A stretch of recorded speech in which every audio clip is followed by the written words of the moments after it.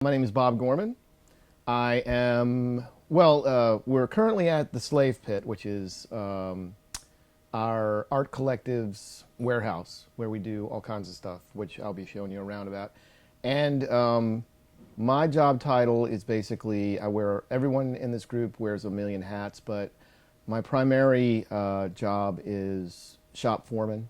I'm also secretary of Slave Pit Incorporated, and I'm a stage performer, illustrator, prop fabricator, and a bunch of other stuff.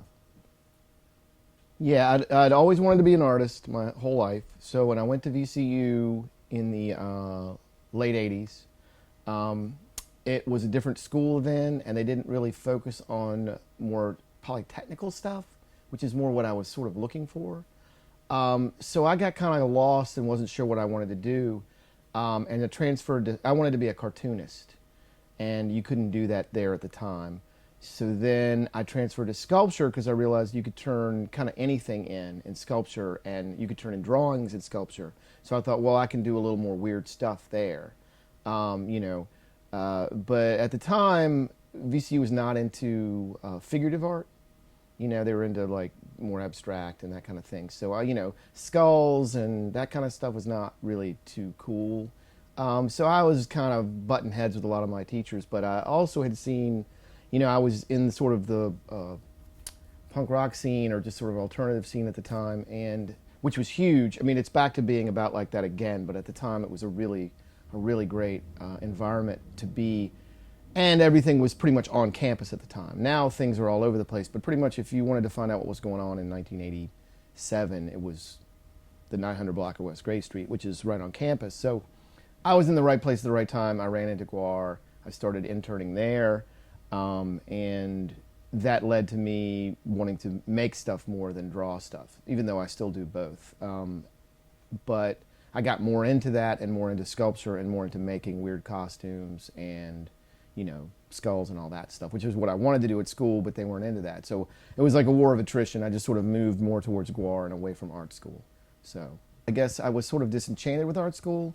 Even though I was getting something out of it, it wasn't exactly what I had envisioned, and I was sort of looking for something a little different, maybe something a little wilder. So I had seen GWAR a couple times, and there was this band called the Butthole Surfers that were really influential to me. They were a performance art band. It was music, it was visuals, and there were no costumes per se, but it was just more of a I guess, kind of more a Matthew Barney kind of thing for a lowbrow crowd. And so that was really sort of a aha moment for me. I saw the Butthole Surfers and GWAR was really good that night. They were really disturbing and creepy, and I kind of left that show with an idea of where I wanted to go with things or what I was interested in. And so it was less of the sort of formal, painting or anything like that. It was more like, oh, this is sort of experience, And, Matthew Barney sort of does that. There's a lot of artists that do that. They create an environment. So you can do it in a gallery, but this galleries kind of thing didn't really interest me at that point because I'd go see a band, 4 nights a week. So I was more interested in that. And so when I started interning at the Slave Pit, it just sort of became more real. Like that was stuff that was leaving town, stuff that I made was being seen by people, stuff that I was making at school was being seen by a crit. And it was like, well, I've got stuff that just went to New York this weekend and people liked that, so I don't really care what you think, It became really clear to me what was happening, and I was like, well, I'm paying, and I did learn stuff in art school. I'm not slamming it. I'm just saying I had a chance to take my art and I just jumped with it because I realized pretty early on that not everyone gets that chance and that I could always come back to school. So that's how that happened. I don't know, people have perceptions because we make our money as being a metal band, and I do love heavy metal, but because I have a lot of weird friends that do a lot of different, I'm pretty diverse with my interests and my friends, so I hang out with a lot of like maybe furniture makers or whatever, and I'll tell them, I'll just be conversationally talking, and I've been in GWAR for 26 years now, so they'll say like, kind of be shocked at something I'll say sort of nonchalantly. And then recently I just went away for the weekend with a bunch of friends, and they said, "You thought about writing a book?" I am writing the GWAR book currently, which is about the history of our art collective. But they were saying you should have your own personal narrative that's just about you, because I don't think I could have one story. I think there's been so many weird things that I could talk about. I don't even know where to start. There's been a lot of weird things that have happened. We've been around the world, several times, and we are a live, performance art monster show. So it's hard to, and it started out very, very bare bones. I mean, we're still pretty DIY to our ethos. Like, that's just who we are and what we do. We try not to get endorsements or, we try to be true to a collective. We're all way in, we're all equals here. So just that's so unique environment to begin with. The things that happen surrounding that, like just the screaming matches, or just like accidents on stage, or costumes collapsing, or anything. I don't really know a favorite. It's just a lot of weird stuff has happened to us over the years, and it's pretty colorful. And maybe I will write a book about my personal experience, because well, I went to H.R. Geiger's house. That was awesome. Matthew Barney stopped filming Cremaster 4 at the Guggenheim to shake my hand because he was a GWAR fan. So that was pretty huge. So, I mean, there's a lot of times, people say, oh, I'd love to do your job. And I'd say, like, I don't know if you would. It's not easy, and it doesn't pay very much, but it's been a pretty cool thing to be involved with, Well, the way Slave Pit Incorporated works is that I'd say traditionally, like, let's say we're speaking of Matthew Barney several times, or even Rob Zombie, if people know who that is. There's an artist who has some money, and they have a vision, and they hire a bunch of people to do that vision, to make that vision happen. And initially, that was what was going to happen with us, because Slave Pit Incorporated is a combination of a theatrical punk band and a filmmaker's project. But because no one had any money, and everyone was joining and doing stuff for free, it was really sort of hard for anyone to tell anyone exactly what to do.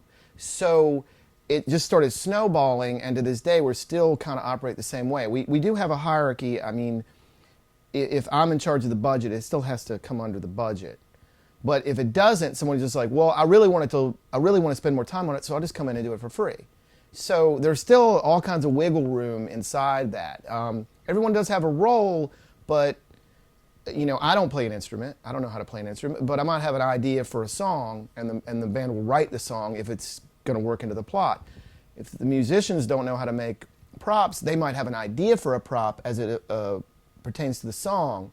It's very open, and it's definitely, there's a lot of arguing, but we usually come to the middle ground because we have to. And so, it's very unusual, and I would say, in the terms of historical or art movements, we're more along the line of like the Fireside Theater or Monty Python than we are Slipknot, because even Slipknot, there's like 3 guys that make all the decisions. They're not a collective, we're a collective, and that's sort of masquerading as a rock band. So, one member of Monty Python wasn't even a comedian. He was he was a visual artist, and he contributed that way. He did those collages and animated stuff. That was what, he did for that group, and that's some of the funniest stuff, I think. So we're more like that, we all just sort of pitch in what we're good at, and then it makes the whole, like, more well-rounded. Yeah, I can speak about the history of our fabrication, but I won't try and own the earlier stuff because I kind of came in a little. I wasn't one of the original people in GWAR, so I'm not going to pretend I was. But it's the same thing as, I don't know if war of attrition is the right word, but it's sort of just, it's a learning curve where if you build something and it breaks, then you build it different the next time. And if that breaks, you build it different the next time. And when you finally figure out something that doesn't break, you stick with that. So, originally Hunter and Chuck and Don and the original crew, who some are still around, started that way. They started paper mache, just what anyone that doesn't know how to, is the first thing, and that broke. And then I think Hunter told me that he substituted, the idea of paper mache is that it's paper and glue. So he was like, well, wood glue is stronger than white glue, and cloth is stronger than paper, so I'll just do that. So that works, except it gets wet or it's hard and edgy, and so for big props we use one time, or if we film stuff, you can cover cardboard, you can make something real big, and you can, like we made these giant amplifiers, one of the earliest shows I did, and they looked really real. And they were up on this rickety wood platform, and when the giant robot came out at the end at the flood zone, we pulled the stick out, and all these cardboard amplifiers, like, it was destroyed by rock and roll, But I remember a lot of people after that show were just like, oh my God, we saw the amps collapsing. We thought really the costume had kicked over the thing, and those were real, because they had sat there, kind of had a half-light for the entire show, building up to the giant robot battle. So fiberglass still is used to this day, stuff they make auto bodies and boat bodies out of. And that's for more of like, if you have a hard armor piece that needs to look hard, because rubber, what we switched to about the time that I joined is this pre-vulcanized rubber. And that is great for the monster masks. It's great for, monsters and creatures and masks. And it's okay for armor. It sort of has the Japanese sort of, look to it. But there are some armor pieces, like our Roman centurion, it's his chest plate. If he had a rubber chest plate and he bent over, it would just all wrinkle up. So he likes it being a hard fiberglass thing. So we use that. We've made a couple of like 35 millimeter films, and we tried the Hollywood way. And like I said, it just didn't translate to stage, because for the most part we're like pro wrestling or opera. It's got to work over and over and over again and be really big and seen by someone in the back row. So I think our process has gotten like, we still want to make big and dynamic, but when we have a photo shoot or we actually do a film with high def now, up close it's really nice, and there's a lot of like detail up close, but it's still sort of our style, which is like sort of operatic and pro wrestling, which is really big and to be seen way, way, way far away, and give a big visual impression. And I'd say, if anything, that's our known style, is this sort of over the top, large looking style. Nice. Why GWAR came out of Virginia? Yeah, that avenue. Yeah. Yeah, whenever you're ready. Okay, so one thing that when people are trying to kind of understand why we are what we are, because most people can't figure it out, because they think, well, the production level's pretty high, there must be some money there, and they because hardly anyone gets started with no money and works really hard anymore, just for the love of it.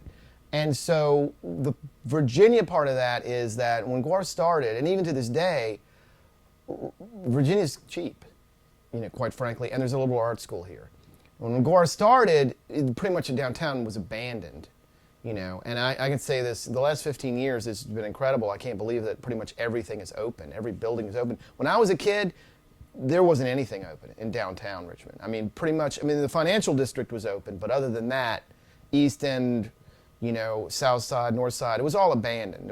Everything was boarded up. So warehouse space was very cheap, which is always great if you're trying to have some sort of counterculture scene, clubs, practice spaces, things like that. So really, when people say, I can't believe GWAR didn't come out of LA or Chicago or New York, it's like, we couldn't afford to, because you're just so busy trying to scramble to get food or get your rent money together.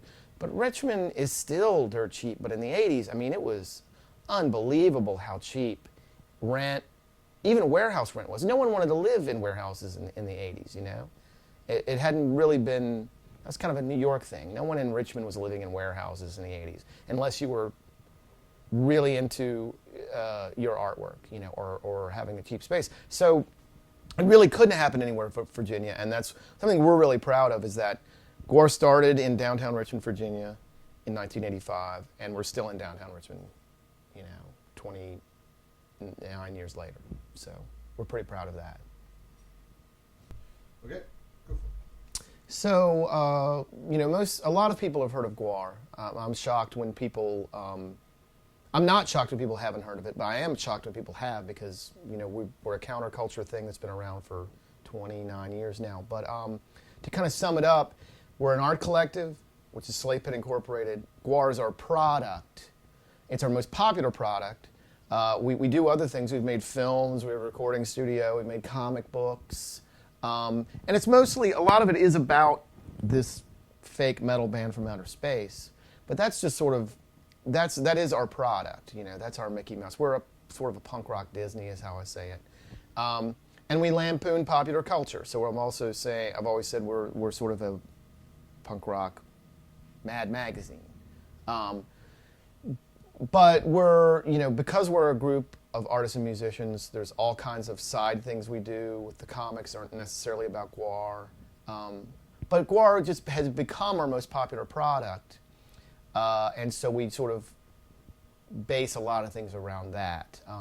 And for those that don't know, it's sort of a ongoing narrative about a group of barbarians from outer space who were trapped on Earth and became a rock and roll band. And they're trying to leave Earth. And so every night is sort of or every tour we do is a different storyline in that grand mythos.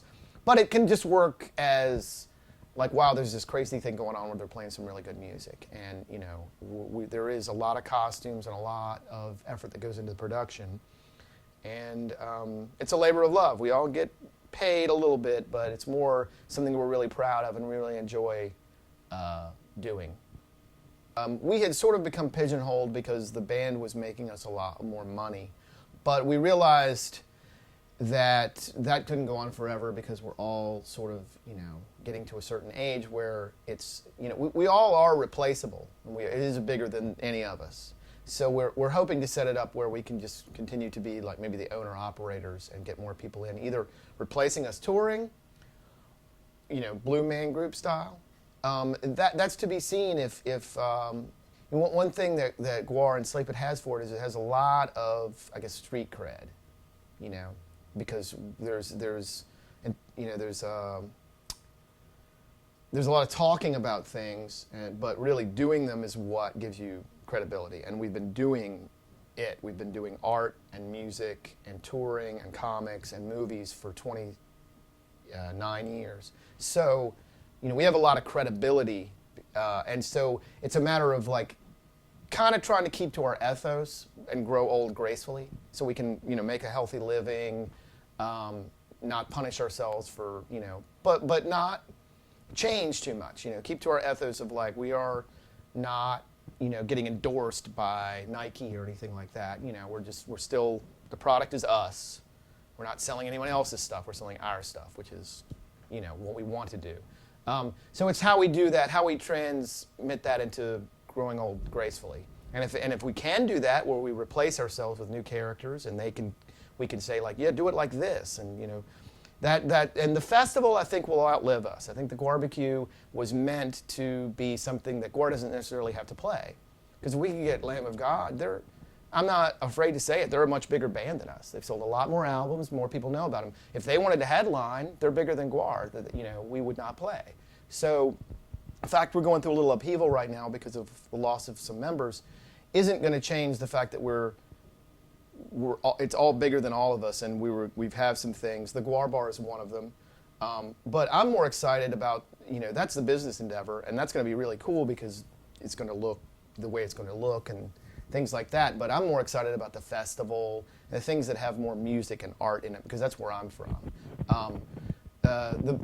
The bar is going to have a cool beer garden, so, you know, I don't know if that neighborhood will allow live music, but possibly. But I just like the more event-oriented things because that's kind of the thing that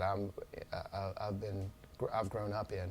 But so the future is unwritten. But you know, at 29, it's definitely not over. Like we want 30 more years, you know, and hopefully be able to pass it on, where, you know, not Disney, but, you know, more Discord or something really successful that's just independent and small, and, you know, make the people that started it proud. Part of our GWAR and Slave Pit's deal has always been sort of community-minded, just not because we're saints or anything, it's sort of just a necessity. When we moved to this warehouse, it's a big room, but we really couldn't afford the whole warehouse, so we built rooms and we rent them to local bands. Now, the necessity to make the money is also good for us because we have bands that now record with us. They also play the GWAR. They also either open up for us when we play locally. It's just we're part of the community, and even though we would like not to be, we'd like to be so rich we didn't have to be. But it's all the things that you don't want that make you a bigger and more well-rounded type of thing. So we hadn't. The last warehouse we had on Hull Street was pretty crummy and tiny, and we didn't have bands there. Since we've been here, we've been more back into the community and knowing who the young local bands are, and had more business because of it. So originally GWAR practiced in the back, and we built a studio there, and so GWAR moved into one of our own practice spaces here. So it's nothing fancy, but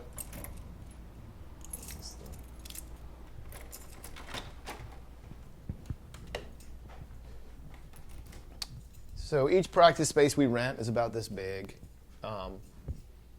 And this is GWAR's room. Still has the diversity thrift rainbow.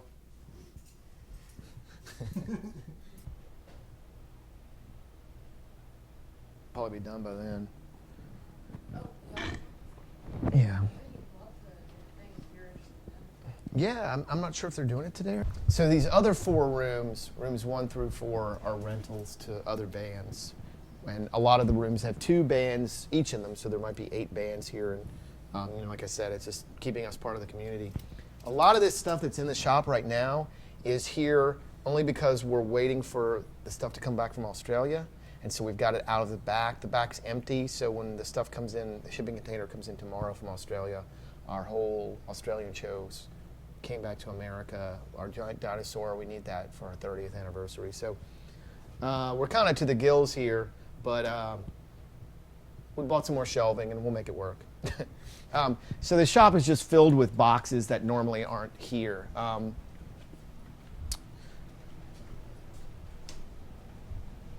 So here's a bunch of different costumes in progress.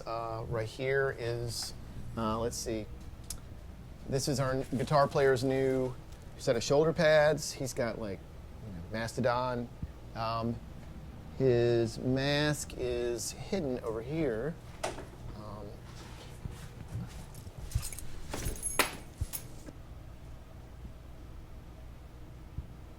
Here is the character that I've been playing for the last couple years. He's sort of the bodyguard. This is only got the base coat colors on it. I'll be doing an airbrush job on this and cutting the eyes out, cutting the mouth out, but this is the rubber mask on my plaster head.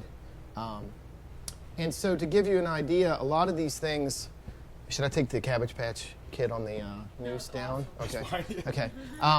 There's several ways we do things. I'll show you the molds in a moment, but we either sculpt something out of clay, make a plaster mold, take the clay out and then put rubber in the mold, or we take carpet foam and soft sculpt some things, or do a combination of both. We soft sculpt and then take the stuff out of the molds and then apply it onto. So here's the soft sculpting style. So it's more like patterning and dressmaking, but this is a set of shoulder pads, and these are just couch cushions that I've glued and carved and sanded. So it's a giant, Popeye arm. Here's the back.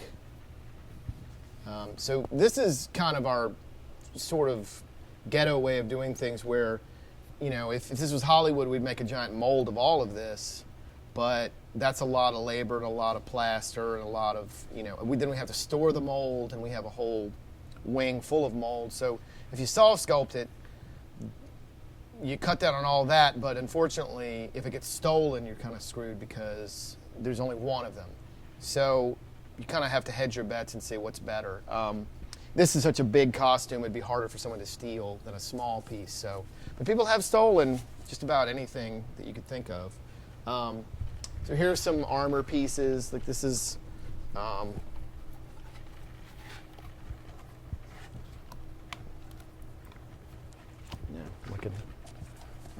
that's just straight rubber out of the mold, and there's nothing to it. There's no foam backing it. It's just the pre-vulcanized rubber. And we'll show you the molds in a minute so you kind of get the idea of how that works. It's kind of, once you see it done, it's not that complicated, but a lot of people don't understand how a lot of that works. Here is some of the liquid rubber, so you can see it just looks like nothing, but then you have a hair dryer and it dries and it comes out like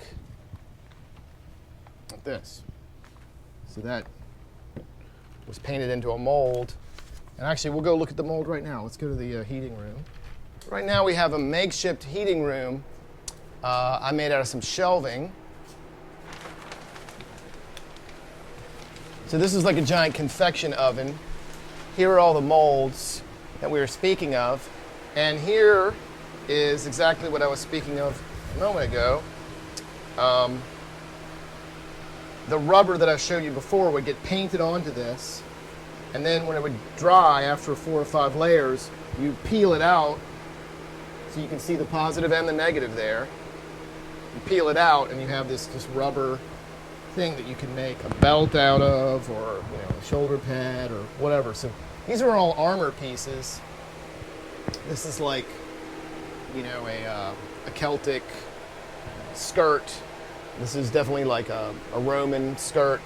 This is just a big thing we can make a shield out of, or a back piece. This can be, a lot of these things are sculpted for one thing, but they can be used for a multitude of things, depending how creative you get with them. These are some giant monster feet, spikes, armor pieces. And so we don't have the heater on right now, but the viewer doesn't know that. But this room, basically, we have a heater on and fans running, and what happens with the rubber is, if the conditions aren't right, it can take an hour to dry, or it can take 15 minutes. So if you have the heaters and the fans on, it makes the ammonia evaporate, and then you can just keep getting interns to come back in here and coat them over and over and over again. So it's all just figuring out how to do things better and quicker and more productive and assembly line like. So that's what this room is. So Nice. in here is our sort of clean room. We have always had warehouses, and we've always sort of worked in not the most comfortable environments. But when we came to this warehouse, we decided we wanted a studio and to have some actual paying customers, or just a nice place to sort of relax and sort of get away for a moment. So this is our adult room, and I'll show you the studio in a minute. But when I did the last renovation of the warehouse, I bought all these metal shelves, and we busted up some wooden shelves that we'd had, that GWAR had since before I was even involved, since the shelves were from probably 1986. And when I busted them up, these two halves were under 2 different pieces of shelving. And it's a painting from 1986 that I uncovered, and so we hung it up and had it framed. And it could be contemporary street art, I think. But it was just made on a wall in 1986 and then cut in 2 to turn into shelves. And luckily, I was really stoked to find it. So it's some of the earliest GWAR art, and it's here in our kitchen. That is a sculpture by Matt McGuire. He's one of the other, him and I do the bulk of everything these days as far as the production costume is concerned. He sculpted that, made a mold of it, and then cast this crystal clear resin, and that was supposed to be an ice, ice GWAR. It was the cover of our last album. And we're going to try and make that like what the inside of the GWAR bar looks like. This cast resin sort of ice cave. So that's going in that direction. But Wow. and get more tentacles. We had started the studio a while back, and it just never went anywhere. And then when we recorded the last album, we finished it, and it's got a variety of different ways it gets set up for different things. The guy we hired to run the room is really great. He knows how to get a lot out of a little space, and he puts a lot of time and effort into it. So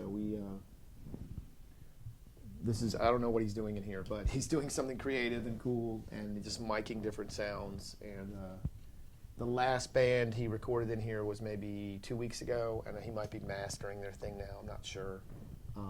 Oh no, he's recording a new band this weekend, so that must be this. I don't know. Yeah, I have my own song. So I haven't sang it live yet. I've been practicing with the band. I'm going to sing it at the... Nice.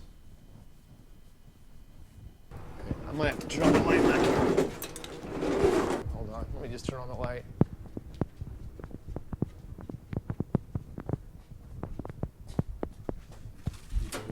Light review. Yeah.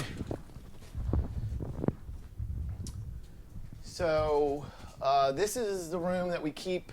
Mostly under here is touring gear. It's been pushed into the shop so the Australian stuff can come in here. But this is really old stuff. Some of it's maybe 10 or 15 years old. Some of it's 25 years old.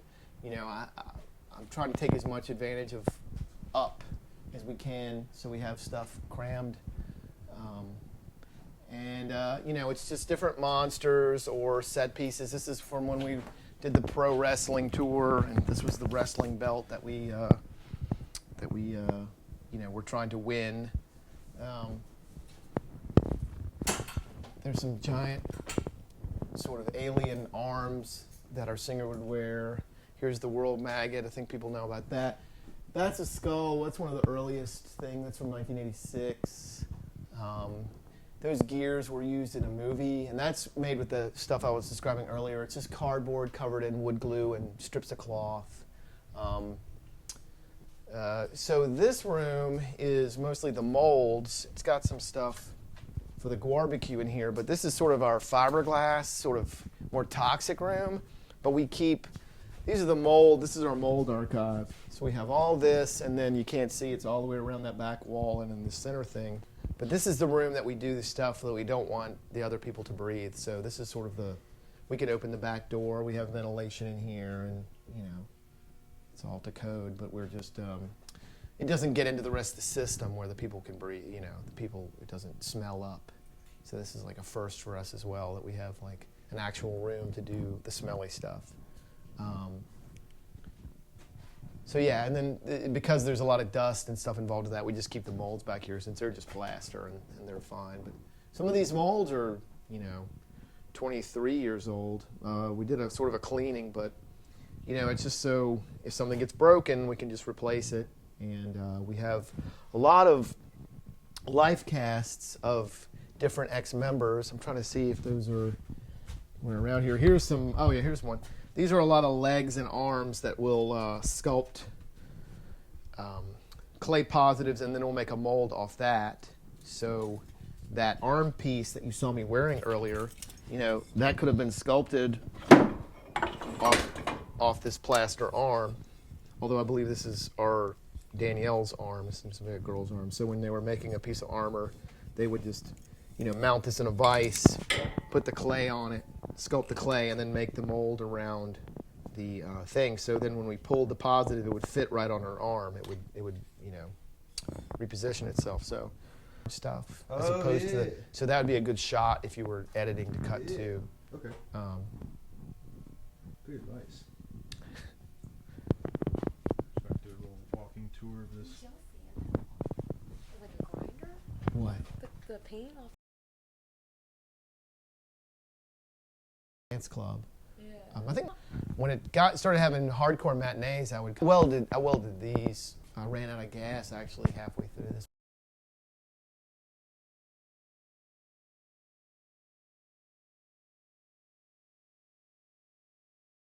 He was originally a monster that attacked GWAR.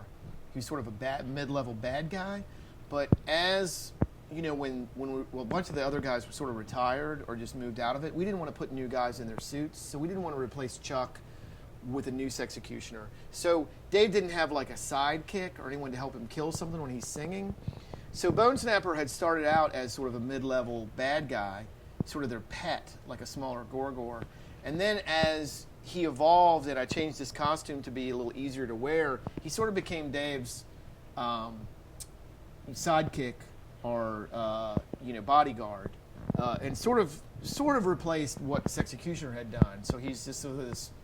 We would have this like goofy dialogue that would go back and forth. If Dave was singing and a monster came out, usually I would get beat up and sort of wounded, and then Dave could come in for the kill. So it just was sort of this evolution. So The backstory I wrote about him is that he is a scum dog. He came to Earth with them, but he woke up just a few minutes later. And so he's been sort of wandering around trying to find them for years, and they're just like, we don't know that dude. Like, he's their sort of like embarrassed little brother, you know, that they just make fun of. And he's from New Jersey, so he's kind of dumb. So he's just got this like New Jersey accent. He's always like, hey guys, you know, which is like Jerry only, because when we toured the Misfits, I was like, oh, that's a fucking hilarious accent. So he's really just an amalgamation. Like everything else in GWAR, he's just sort of organic process of like, oh, it would be hilarious if he was from New Jersey, or he was just a kind of a big goon, big dumb goon. So that's his backstory. He's from outer space, and actually a lot of the story I wrote in the song on the new album. So you can hear kind of like he started out as he would get slaves from other planets for GWAR. But when he came to Earth, he's just sort of ignored and belittled by the group. And he's just always trying to get some recognition or some self-esteem. Who started American O&P, which I still get stuff from, you know. But I mean, I was 19. I you know, I couldn't be focused on anything.